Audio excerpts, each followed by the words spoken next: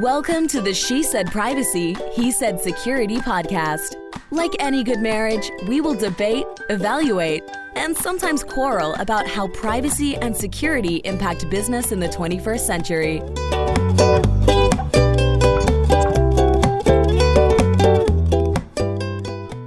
Hi, Jody Daniels here. I'm the founder and CEO of Red Clover Advisors, a certified women's privacy consultancy. I'm a privacy consultant and certified informational privacy professional, providing practical privacy advice to overwhelmed companies. And I am joined today by someone who does not know how to use his microphone. Hi, I'm someone who doesn't know how to use a microphone, or Jody's sidekick, Justin Daniels. I am a equity partner at the law firm Baker Donaldson, and I am passionate about helping companies solve complex cyber and privacy challenges during the life cycle of their business. I am the cyber quarterback, helping clients design and implement cyber plans, as well as help them manage and recover from data breaches.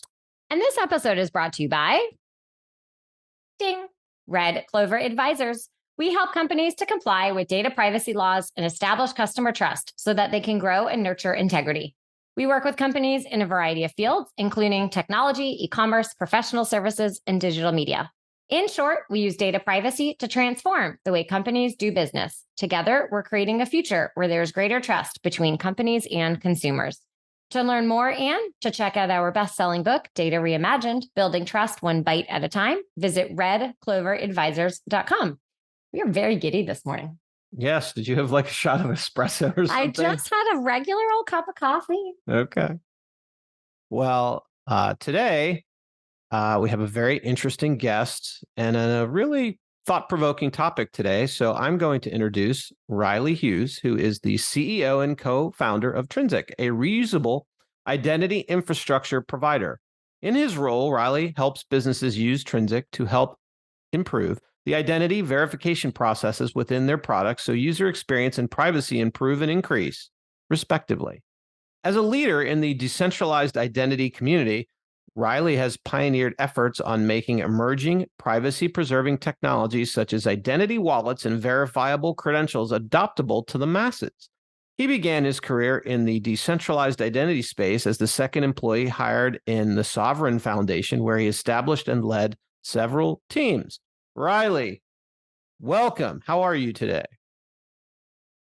Thanks a lot for having me. I am feeling good. This is already one of the most fun podcasts I've ever been on. So it's a pleasure. And we've just gotten started. Yeah. Well, we do try and make it fun and entertaining. So we always like to start with understanding how people got to where they are today. So can you walk us through your career journey to this point?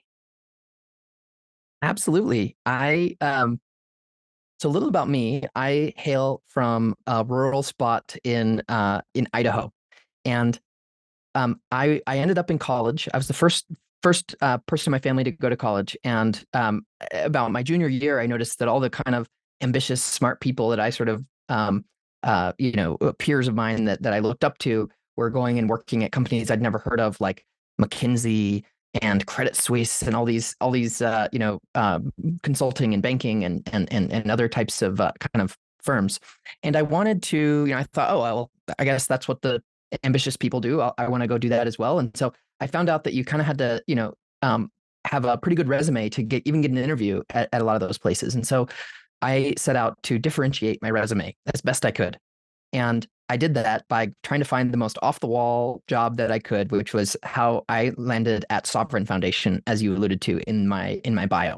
Sovrin was an early blockchain meets identity nonprofit, and as mentioned, I was an early employee. So it was sort of a perfect cocktail of differentiating factors that I was happy to have. So I started there, and quickly realized that there are a lot of problems to be solved in digital identity today. I just thought it was amazing. We're like sending people to outer space.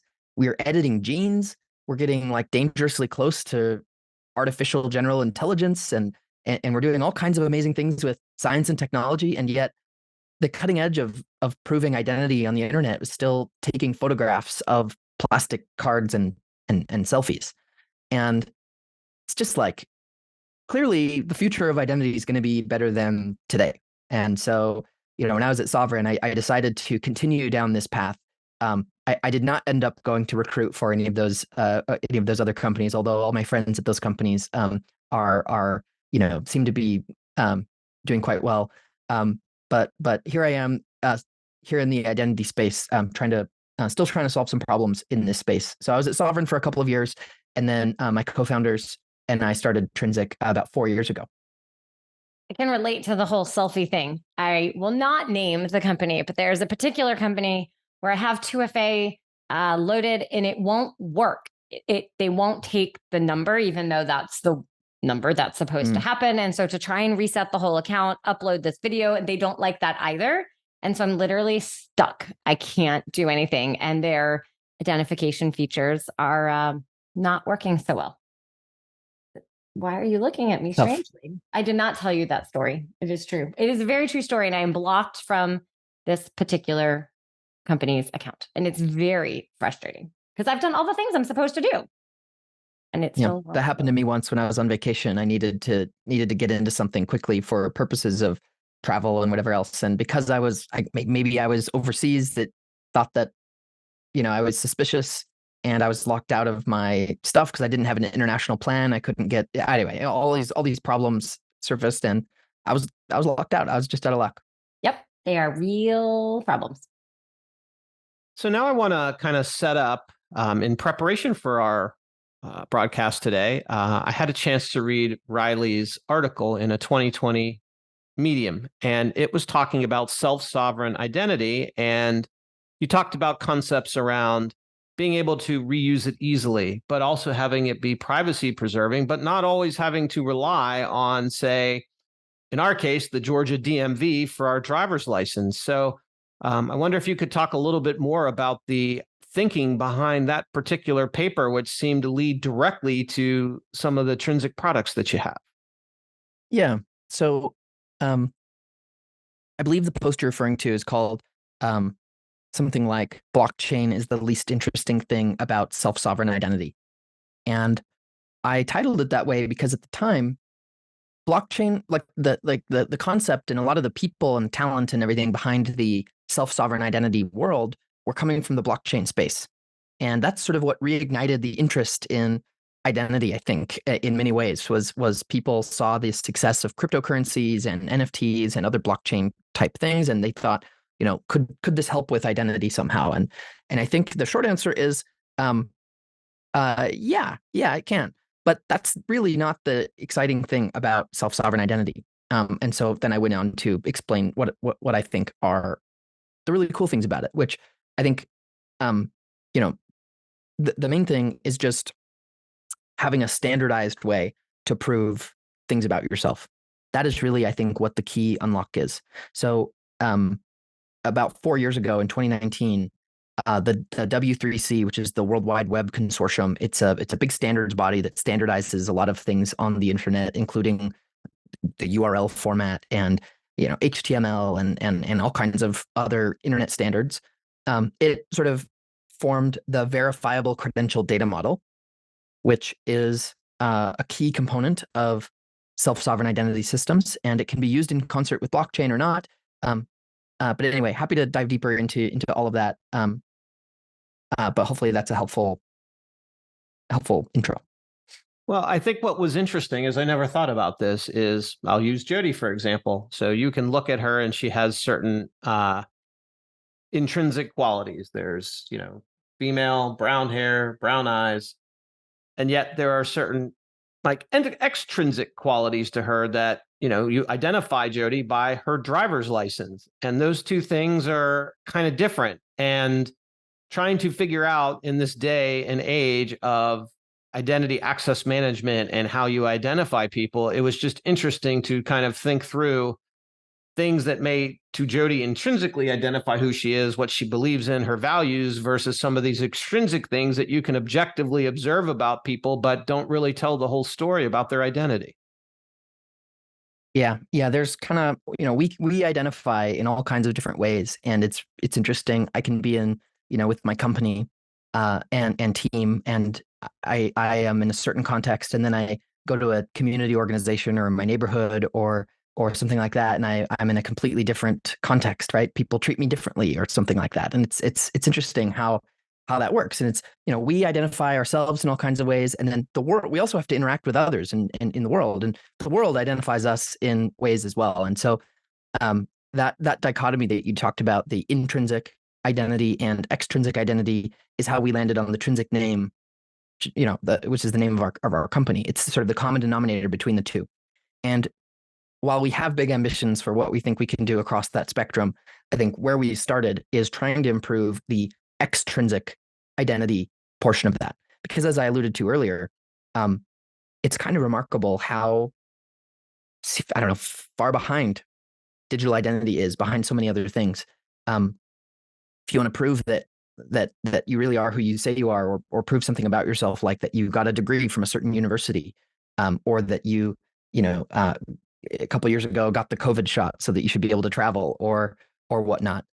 How do you actually go about doing that? It's not obvious how you would do that. So that's the problem that we are trying to solve. So can you share a little bit more about the value proposition behind Trinsic and how you're approaching solving these types of problems? Yeah, well, if you think about how these problems are solved in the real world, basically we all have a leather pouch that we carry around called a wallet, and we put cards and credentials inside of it, which are really attestations that are given to us by some trusted party. So when I go to the airport and I want to fly, I walk up to the agent and hand them a plastic card called a driver's license. They do not trust that thing because it's me handing it to them. They trust it because it was the DMV that gave it to me, right? They trust the DMV. They don't trust me. And the only reason that it works is because it has a little, biometric device called a photo on it. And they can use their eyes to match the photo with my face and, let me through. So this is the way the real world works. If we need to establish trust quickly with somebody that we don't know, which happens all the time in our world of impersonal markets, we need to rely on something that we both do trust. And the driver's license has become that thing largely in the United States. But of course there are other ways. So this is how the real world works. And we're sort of taking the model that works in the real world and applying it to the digital world. So in our world, we have a couple of concepts. One is a digital identity wallet. That is where you store your information and your credentials. The other one is verifiable credentials, which I alluded to earlier. It's a standardized data model for representing attributes about you in a way that you can share with anybody, and that anybody can sort of authenticate its source. So you can tell it hasn't been tampered with, you can tell who issued it, you can tell that it hasn't been revoked, etc. And so when you have these two concepts, a verifiable credential and an identity wallet, you can start to amass a pretty strong identity about you, and establish a high degree of trust with people very quickly online, in a way that really hasn't been possible previously. Yes. That makes sense? It makes sense to me. I guess what's interesting, Jody, that I hadn't thought about that Riley brings up is privacy is really all about the information that you get to share, because implicit, I think, Riley, in what you're saying is if I can show someone my digital ID that's verifiable, but they don't need to read my name, address, and see all of this other information that maybe I would prefer not to disclose, that seems to me where we start to get at how decentralized ID and a digital wallet could be privacy enhancing. Yeah. I think there's really two ways that I think about it. The first is the easiest to understand, and it's kind of what you alluded to, which is we call it selective disclosure or zero knowledge proofs, or we have all these fancy names for it, but really it's just giving you what you need to know and nothing more, right? It's like I go to a bar and I want to get into the bar. Unfortunately, although I've got a couple kids and I'm approaching 30 now, nobody ever believed. I still always need my ID because anyway. But I forgot my ID once when I was with my co-founder on his birthday, and it was a buzzkill. So that's why I bring that up. But I shouldn't need to give them my the bouncer at the bar my home address and my weight and my driver's license number and all these things about me, right? Really, they need to know that I'm over 21. They don't even need to know my birth date, right? So what I should be able to do, and what we enable and what verifiable credentials enable, is for you to selectively disclose only that which the relying party needs to know and nothing more. And that is a big win for privacy. So, think you just walk up and prove I'm over 21. You don't get my birth date, or I live in your voter precinct, elected official. I don't necessarily need to divulge everything about me, but I live in your voter precinct, so you should listen to my opinion, right? Or there's a handful of these kinds of use cases where you could imagine only divulging what's needed for the interaction. I have been KYC'd, but you don't need to know everything about me. Or I have a credit score of above 700, or I have an income of above a certain amount. So that's the first way that it preserves privacy. I think the second way is a little more technical, but it's what we call non-correlating proofs. And it's where when I prove something about myself, I'm proving it in a way where there are no correlatable identifiers inherent in the proof that I'm giving. And this is important, because if I prove, one thing with party A, and I prove a different set of information with party B, suppose the bars in my town are all evil and conspiring against me, and I prove, half of my information with bar 1 and the other half with bar 2, if they want to get together behind the scenes and try to correlate me, is what we call it, they could get a full picture of me if they wanted to, even though I originally intended to only give each of them half a picture of me. And that's what privacy is, right? Privacy is sharing what you want to share with a given party. And if they can go behind your back and sort of correlate you and aggregate and build a full profile of you when that's not what you intended, that's the sort of way to get around the privacy that you originally intended to establish. And so when you can prove things about yourself without including any way for people to correlate those things about you behind your back, you can maintain much better privacy with each party individually. So hope that helps. What is the starting point for someone creating this digital wallet? In other words, what kind of information do you receive, and how do you obtain it to be able to create Jody's digital identity and, what Justin would have on his side? Yeah. So our company is an infrastructure company. So we provide for companies that are building digital identity wallets, we provide them all the tools that they need, or if they are incorporating verifiable credentials somehow, we provide them all the tools that they need to be able to do that. So we don't actually offer consumer products ourselves. And so Jody, the answer to your question is it really depends on the use case. There are, one of our customers is building in the consumer space with like ticketing and events and things like that. And the identity assurance level required for ticketing is only a certain amount. And so the onboarding required for that wallet is what it is. Another customer is building a medical staff passport. So it's a way for doctors to prove their credentials so that they can go in between hospitals and clinics and continue to practice seamlessly without having to go through 2 weeks of credentialing. That assurance level is much higher because it's potentially your surgeon coming in and doing medical work on you, and so the level of assurance there actually requires an authentication of a government issued document before they can even get their doctor's license and all of those things. And then when they present their credentials, they're proving I've got my medical license, but I also have authenticated a government ID and all the names match and everything like that, right?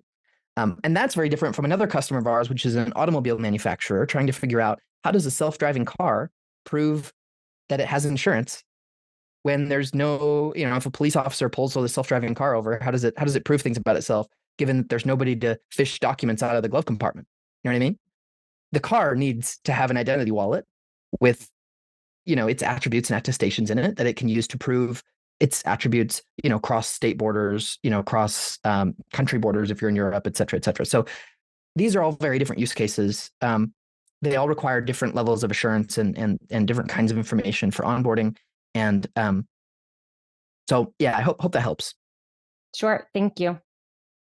So I think you just gave a good example of how you can aid and make things more secure and reusable, because I guess in your case, with the decentralization component of what you're doing, because when you said correlation earlier, I used that to mean connect the dots, meaning the two different bars can't use their disparate information to then connect dots and create a very detailed profile of Jody.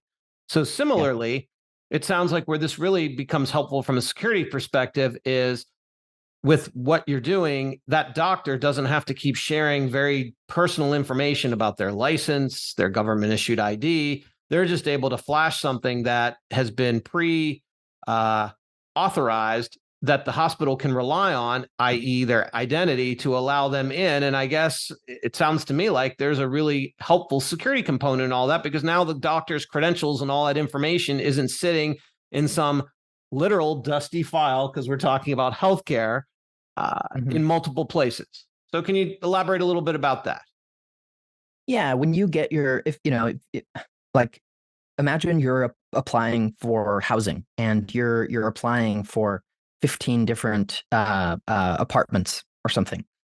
If you need to submit your social security number to each of those so that they can each check your credit, that's just for one interaction in your life for maybe a week-long period as you're applying to lots of places. Next, you're going to go apply for jobs, and guess what? You're going to share a whole bunch of information there. Next, you're going to go, whatever you're going to do. Throughout our life, we're constantly sharing things about ourselves with parties. And because we don't have a good way to just prove things directly, we have to give a whole bunch of information to everybody so that they can then go to companies that aggregate a bunch of info about us behind our back to get the info that they need. And so it's just a big mess. Right now, imagine how many databases around the internet contain your date of birth. I don't know, just as an example, right? Like, it's probably hundreds. And only one of those databases needs to get breached for your information to be compromised.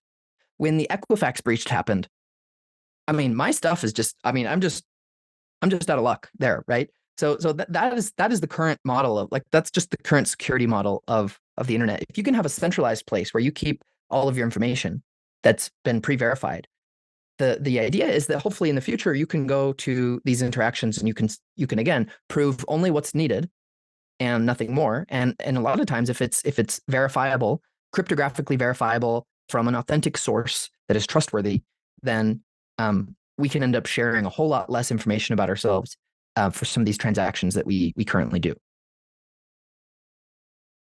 It is very interesting to think about how much data you give places. And my favorite is the place that asks you to complete it online. Then you get there and they want you to complete the same information on yet paper that they match up. They'll ask for all kinds of information and they don't actually need half of it. So if you just leave it mostly blank, they typically don't yell at you anyways.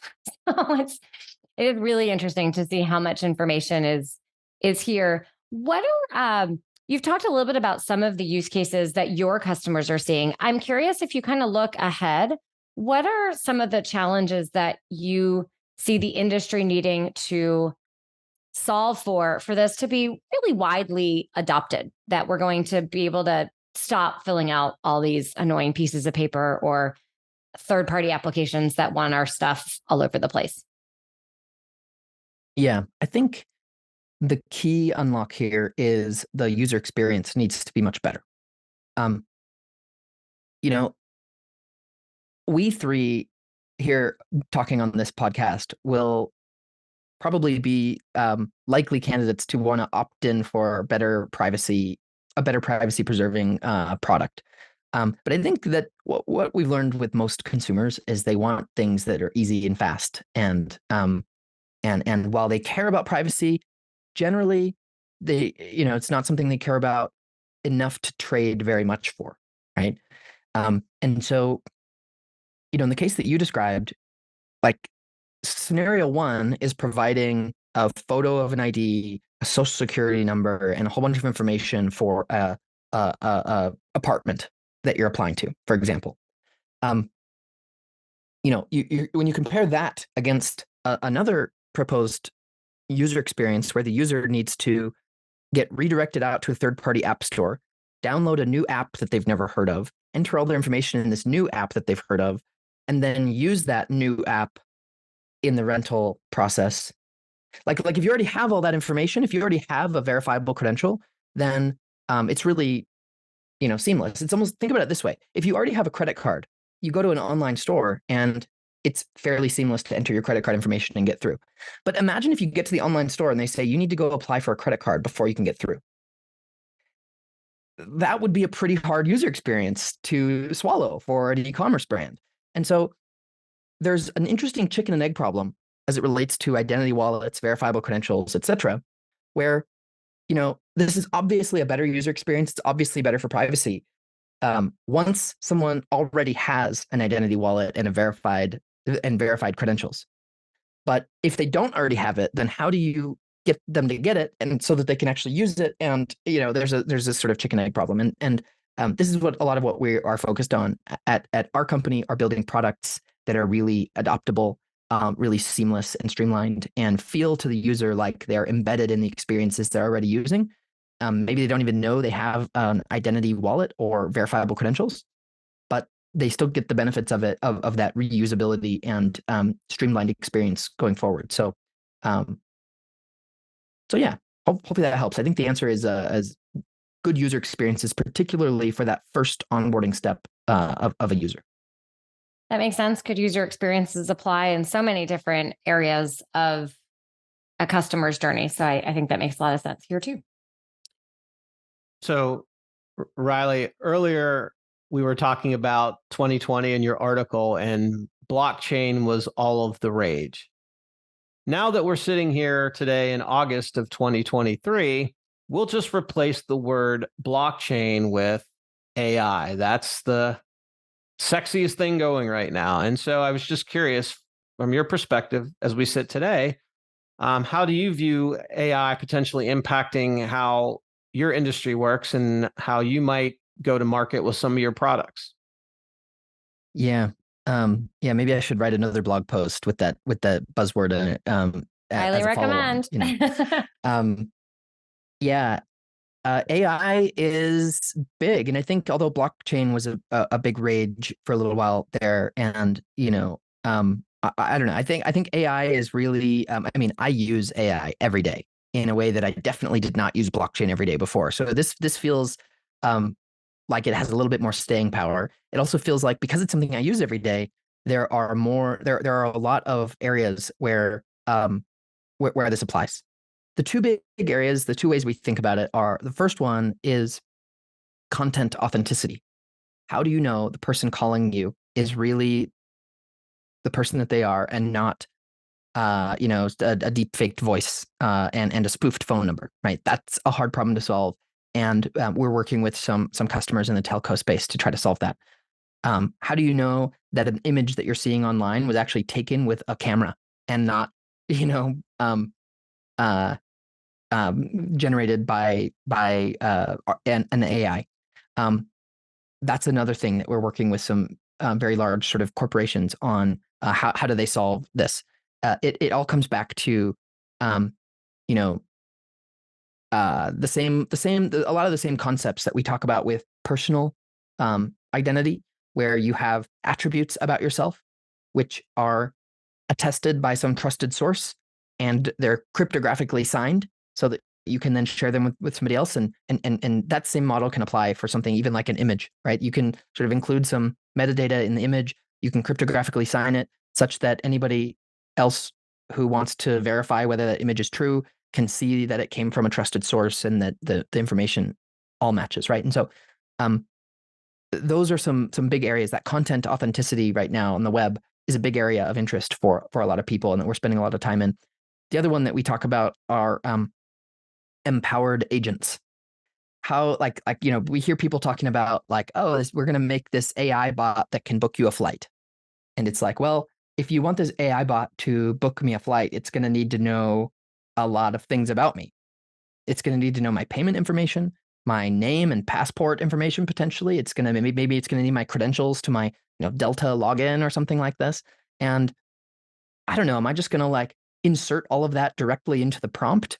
AI, please go book me a flight to whatever. And by the way, here's my password, here's my passport information, here's my credit card. Of course not. I hope not. I sure hope not. Not only is that not a good user experience, but it is probably let's hope that that AI bot doesn't go rogue and whatever or leak any information or something. And so we're working on ways to enable you to delegate access to certain information to AI bots, as well as using some fancy kind of encryption technology to make it so that an AI bot can share information about you that only the counterparty can see, but that the AI bot doesn't ever know how to decrypt, right? Because and so it's sort of invisible to the middleman. I shouldn't say middleman, the middle bot maybe, but that is verifiable to the counterparty. So those are probably the two big ways that we're thinking about AI and how it relates to what we're doing. I think trying to solve for the deep fake is incredibly important. When I think about AI, that is probably one of the pieces that scares me the most, just from a societal point of view and how you know what's real and not real. And I think that's a really significant challenge to be able to surpass.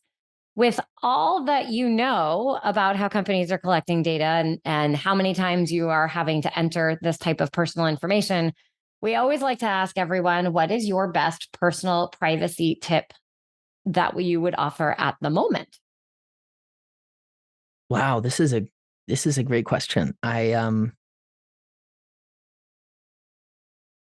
think maybe the first answer here is just there's a lot of things that I take for granted where I'm like, geez, I don't know what I would say here that everyone's not already doing.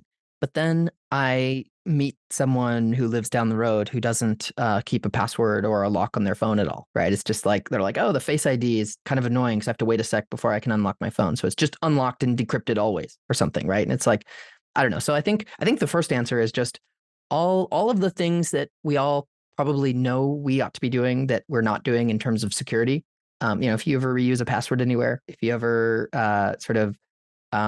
use a, I don't know, you use certain browser settings, certain cookie, just click through the cookie, accept the cookies, whatever. Like some of these things really do impact how much you're tracked, correlated, and disclosing on the web. And so I guess that's the first thing. The other thing is I use a browser called Brave that is basically the same thing as Google Chrome, but it just doesn't have all of Google's trackers in it, and it sort of tracks over time how much it tells you how many trackers it's blocked over time.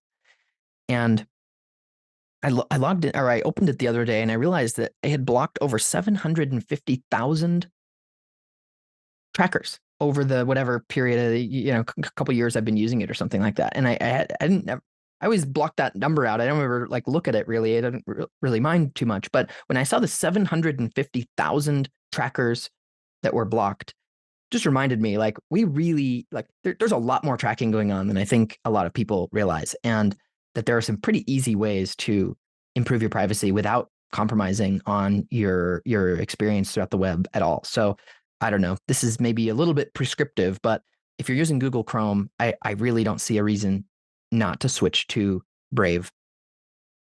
Good advice. And we love actually when people share advice that others have shared as well, because people have to hear it multiple times. Different audience members will hear this. So I imagine the same is true when you're talking to people. Excellent. Great tips. So Riley, when you're not figuring out identity access management digitally, what do you like to do for fun?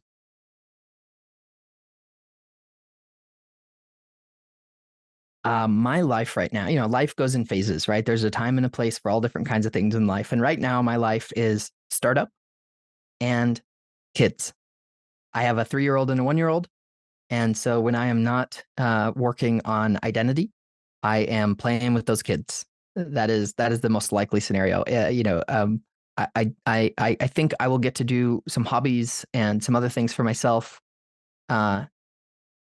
down the road when things aren't quite as intense. But yeah, that's the life right now. And I sure do love it. Being a dad is a lot of fun. Yeah. Then you blink and then they're old and you kind of look back and think, how did that happen? Yeah, that's a whole nother conversation. We're not going to go down that path. Do we need to get you some tissues? We might. We're going into yes, we might. I might need some tissues. Our kids are getting older and it makes me sad. So, and in other news, Riley, this has been really fun. If people would like to learn more about you and Trinsic and the great work that you're doing, where should they go? Yeah, well, first of all, if the kind of stuff that I've been talking about is interesting, I do a podcast as well called the Future of Identity podcast, where I talk to people who have launched products out in the market, which incorporate verifiable credentials and identity wallets and some of the things we've talked about here. So encourage you to check that out if this topic's interesting. I am on Twitter, or I guess it's now called X. So I guess I'm on X. Is that a thing now? I don't know. I think it's still Twitter in most people's eyes. Yeah, well, I'm on that social media at Riley P. Hughes. I'm on LinkedIn. You can find me probably if you search my name, and then you can email me at riley@trinsic.id. And of course, check out our website, trinsic.id, if you're interested in exploring how you might use verifiable credentials in your business. Wonderful. Well, thank you so much. We'll be sure to include those in the show notes, and we really appreciate you stopping by. All right. Thanks a lot. Appreciate it. Thanks for listening to the She Said Privacy, He Said Security podcast. If you haven't already, be sure to click subscribe to get future episodes and check us out on LinkedIn. See you next time.